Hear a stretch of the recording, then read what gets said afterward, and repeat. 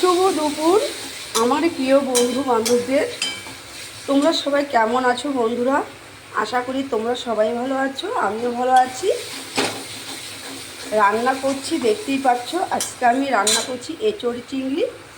এঁচোড় চিংড়ি করার জন্য তেলে মশলাটা কষিয়ে নিয়েছি, আলুটা দিয়ে দিয়েছি। ওখানটা এঁচোড় আমি ভেজে রেখেছি, দেখতে পাচ্ছ। চিংড়ি মাছটা ভেজে রেখেছি। এই দিয়ে করবো আমি এঁচোড় চিংড়ি।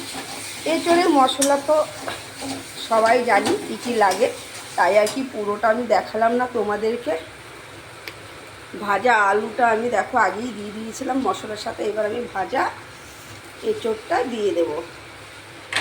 ভালো করে আমি মশলার সাথে এঁচোড়টাকে মাখিয়ে নেব। ভালো করে এঁচোড়টা আমার মশলার সাথে কষানো হয়ে গেছে। আমি করে রেখেছি দেখো গরম জল। এবার আমি গরম জলটা দিয়ে দেবো।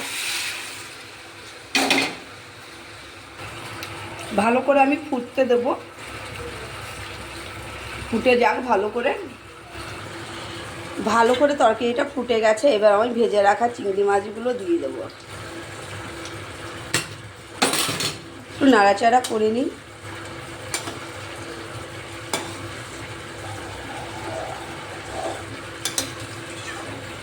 এঁচোড় চিংড়ি খেতে কারা কারা পছন্দ করো বন্ধুরা, অবশ্যই কমেন্ট বক্সে কমেন্ট করো। হয়ে গেছে আমার, এবার আমি নামিয়ে নেব। তোমাদেরকে দেখানো হয়নি, আমি গরম মশলা গুঁড়ো দিয়ে দিয়েছি।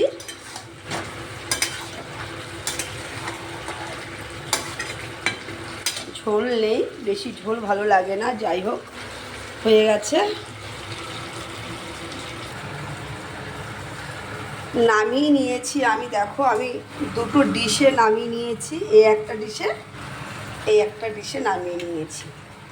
বেশি ঝোল আমি করিনি, একটু ঝোলটা আমাদের বাড়ি কমই হয়। যে কোনো তরকারি রান্না করি না কেন ঝোলটা কম হয়, যেহেতু ডাল থাকছে সাথে। হয়ে গেছে, নামিয়ে নিয়েছি দুটো ডিশে। কেমন হয়েছে আর কারা কারা এঁচোড় চিংড়ি খেতে ভালোবাসো অবশ্যই কমেন্ট বক্সে কমেন্ট করো। দেখা হবে তোমাদের সাথে নেক্সট কোনো ভিডিওতে। ততক্ষণ তোমরা ভালো থেকো, সুস্থ থেকো, টাটা।